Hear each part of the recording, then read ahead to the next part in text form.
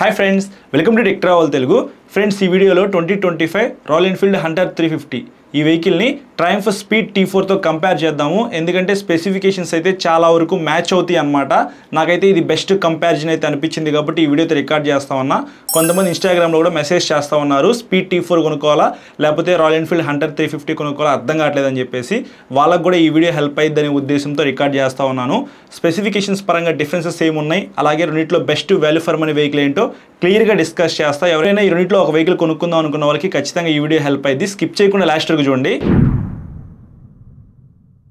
మీ అందరికీ సింపుల్గా ఎక్స్ప్లెయిన్ చేయడానికి నేను ఇక్కడ క్లియర్గా నోట్ చేసుకున్నాను.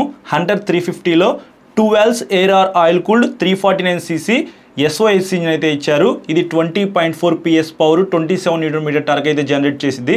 జే సిరీస్ ఇంజిన్ అనమాట. చాలా వరకు రిఫైన్మెంట్ అయితే స్మూత్గా ఉండిద్దని చెప్పుకోవచ్చు.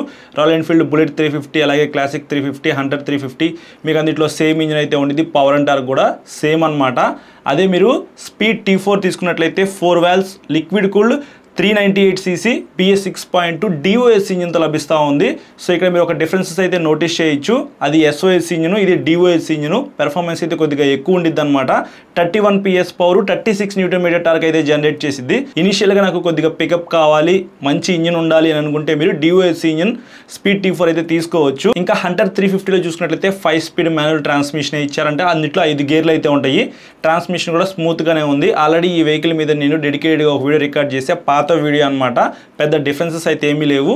నేను 2025 వీడియో అతి త్వరలో రికార్డ్ చేస్తాను. సో ఎవరైనా ఈ హంటర్ 350 కొనుక్కోవాలనుకుంటే ఒకసారి ఆ వీడియో చూడండి, మీకు ఎంతో కొంత హెల్ప్ అయ్యిద్ది. స్పీడ్ T4లో చూసుకున్నట్లయితే 6 స్పీడ్ మాన్యువల్ ట్రాన్స్మిషన్ అయితే ఇచ్చారు. ఈ వెహికల్ మీద నేను డెడికేటెడ్గా వీడియో రికార్డ్ చేయలేదు, కానీ ఈ ఇయర్లో నేను అతి త్వరలో అప్లోడ్ చేస్తాను. సో అప్పుడు మీకు ఇంకా క్లారిటీగా ఆ వీడియోలో మాట్లాడతాను.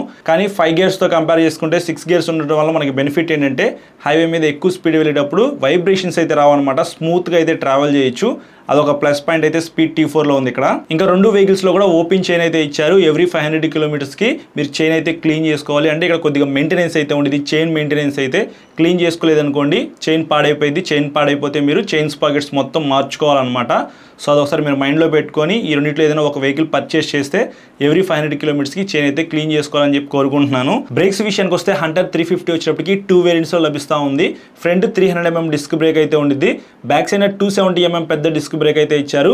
బ్యాక్ సైడ్ నాకు డిస్క్ బ్రేక్ వద్దు అని అనుకుంటే 153mm డ్రమ్ బ్రేక్ వేరియంట్ కూడా మీకు అవైలబిలిటీలో ఉంది. నా సజెషన్ వచ్చేటప్పటికి మీకు బెటర్ బ్రేకింగ్ కావాలి అని అనుకుంటే ఖచ్చితంగా బ్యాక్ సైడ్ డిస్క్ బ్రేక్ ఉండేలాగా చూసుకోండి. ABS కూడా ఉంటుంది కాబట్టి ఎక్కడైనా మీరు సడన్గా బ్రేక్ వేసినా సరే స్కిడ్ అయిపోయి కింద పడిపోకుండా ABS అయితే కాపాడిద్ది అనమాట. సో సేఫ్టీ ఇంపార్టెంట్ కాబట్టి కొంచెం డబ్బులు ఎక్కువైనా పర్వాలేదు, బ్యాక్ సైడ్ కూడా డిస్క్ బ్రేక్ ఉండేలాగా చూసుకోండి. అదే స్పీడ్ T4లో చూసుకున్నట్టయితే ఫ్రంట్ 300mm డిస్క్ బ్రేక్ ఇచ్చారు. Back side 230mm disc brake అనమాట.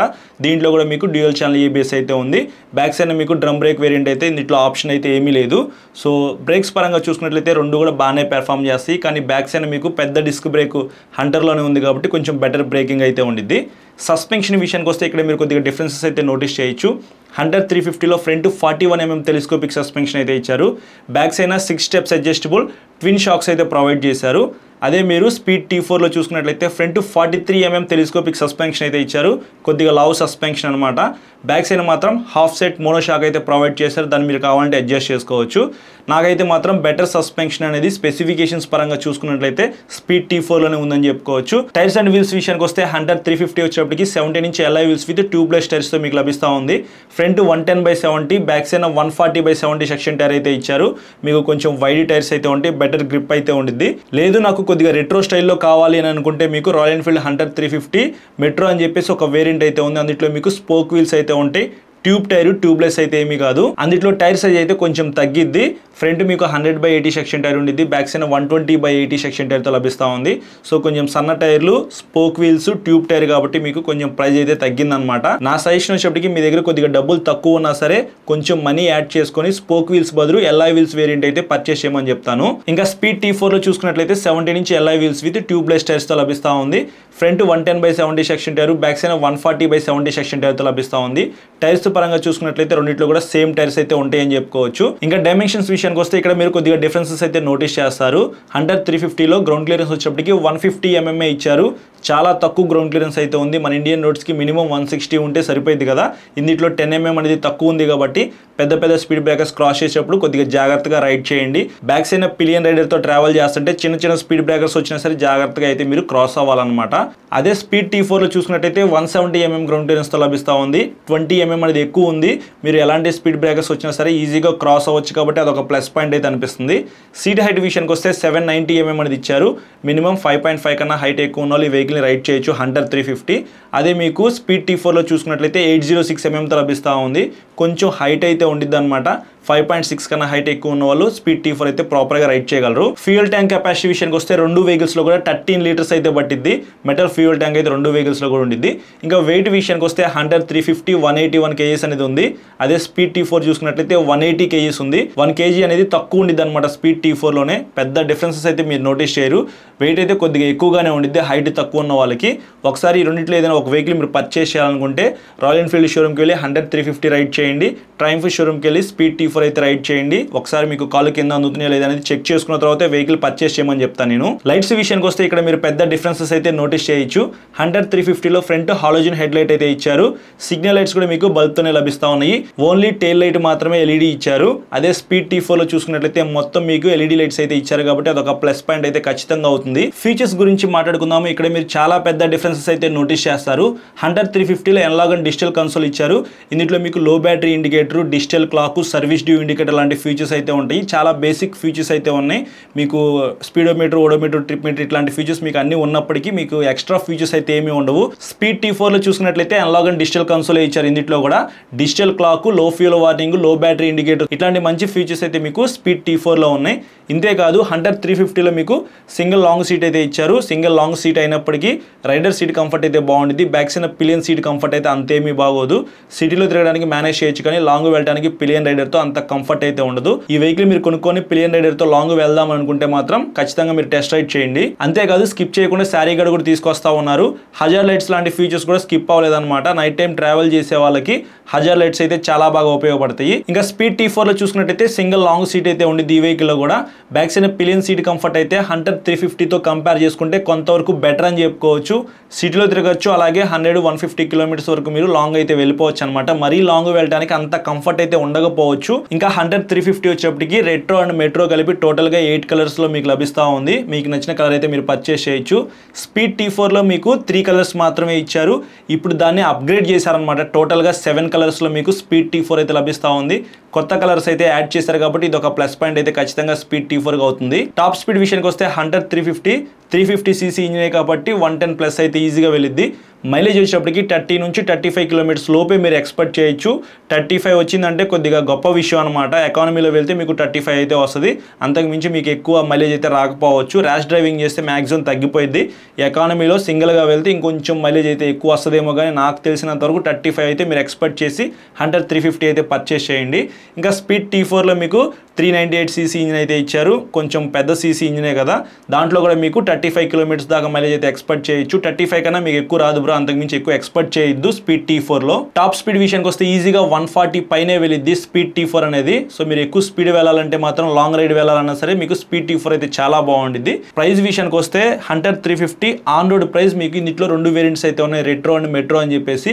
రెట్రో ఏంటంటే ఇందాక మీకు చెప్పినట్టు స్పోక్ వీల్స్, ట్యూబ్ టైర్ అయితే ఉంటాయని చెప్పాను కదా. 1,85,000 రూపీస్లో మీకు స్టార్టింగ్ అయితే ఉండిద్ది అనమాట base variant price. High end వచ్చేప్పటికి 2,20,000 రూపీస్ లోపే మీకు హంటర్ 350 అయితే లభిస్తూ ఉంది. అదే స్పీడ్ T4 చూసుకున్నట్లయితే ఓన్లీ 1 వేరియంటే మీకు 2,60,000 రూపాయల దాకా అయితే ఉండిద్ది. నాకు తెలిసి ఈ ప్రైస్ అయితే ఒక 1,000 రూపాయలు అటు ఇటుగా ఉండిద్ది కాబట్టి ఎగ్జాక్ట్ ఆన్ రోడ్ ప్రైజెస్ ఈ 2 వెహికల్స్వి మీకు కావాలి అని అనుకుంటే మీకు దగ్గరలో ఉన్న షోరూమ్స్కి అయితే వెళ్ళి తెలుసుకోగలరు. ఫ్రెండ్స్ చూసారు కదా 2 వెహికల్స్ మధ్యన స్పెసిఫికేషన్స్ పరంగా డిఫరెన్సెస్ అయితే. ఇప్పుడు ఒక చిన్న కంక్లూజన్ అయితే ఇచ్చేస్తాను. మీకు 2,20,000 రూపాయల నుంచి 2,60,000 రూపాయల మధ్యలో 40K దాకా డిఫరెన్సెస్ అయితే మీరు నోటీస్ చేశారు కదా. 40,000 రూపాయలు పెట్టి మీరు స్పీడ్ T4 ఎందుకు కొనాలి అనే దాని గురించి మాట్లాడుకున్నట్లయితే 49cc ఎక్కువ వస్తూ ఉంది, అలాగే 10.6 PS పవర్ అనేది ఎక్కువ వస్తూ ఉంది, 9 Nm టార్క్ కూడా ఎక్కువ వస్తుంది. దీనివల్ల మీకు బెనిఫిట్ ఏంటంటే ఎవరైతే వెహికల్ పర్చేస్ చేసి లాంగ్ వెళ్దాం అనుకుంటారో వాళ్ళకి పర్ఫెక్ట్గా సెట్ అయ్యిద్ది. More CC, more power and torque అనేది ఎక్కువ దూరం వెళ్ళడానికి ఉపయోగపడింది తక్కువ టైంలో. అదొకటి ప్లస్ పాయింట్ అనిపించింది నాకు. 43mm టెలిస్కోపిక్ సస్పెన్షన్తో లభిస్తూ ఉంది. 20mm గ్రౌండ్ క్లియరెన్స్ అయితే కొద్దిగా ఎక్కువ ఉంది. మొత్తం LED లైట్స్తో లభిస్తూ ఉంది. కలర్స్ కూడా కొద్దిగా అప్డేట్ చేశారనమాట స్పీడ్ T4లో. ఇవన్నీ మనకి 40,000 రూపీస్ ఎక్స్ట్రా ఇన్వెస్ట్ చేస్తే మాత్రం హంటర్ 350తో కంపేర్ చేసుకుంటే వచ్చే బెనిఫిట్స్ అనమాట. మైలేజ్ విషయానికి వస్తే మీకు రెండు కూడా 30 నుంచి 35 కిలోమీటర్స్ దాకా అయితే ఇస్తుంది. వెయిట్ విషయానికి వస్తే 180 kgs 181 kgs అయితే ఉంది కదా, పెద్ద డిఫరెన్సెస్ అయితే నోటీస్ చేయరు వెయిట్ పరంగా చూసుకున్నట్లయితే. ఇవన్నీ పక్కన పెడితే మాత్రం ఒక చిన్న కాన్ అయితే అనిపించింది స్పీడ్ T4లో. సర్వీస్ ఇష్యూ అయితే ఉంది. సో అన్ని చోట్ల మీకు ట్రయంఫ్ షోరూమ్స్ అయితే లేవన్నమాట. మీరు ఒకవేళ వెహికల్ పర్చేస్ చేశారనుకోండి, నాకు తెలిసి 100-150 కిలోమీటర్స్ అయితే ట్రావెల్ చేయాలి సర్వీస్ చేయించుకోవడానికి. మీకు దగ్గరలో సర్వీస్ సెంటర్ ఉంటే మాత్రం చాలా బెస్ట్ అని చెప్తాను. ఇప్పుడే అన్ని చోట్ల సర్వీస్ సెంటర్స్ అయితే పెడతా ఉన్నారనమాట ట్రయంఫ్ కంపెనీ వాళ్ళు. సో ఫ్యూచర్లో మీకు అన్ని చోట్ల సర్వీస్ సెంటర్స్ వచ్చే అవకాశం అయితే ఉంది. ఇంకొక మైనస్ ఏంటంటే రాయల్ ఎన్ఫీల్డ్లో స్పేర్ పార్ట్స్ కాస్ట్ అనమాట.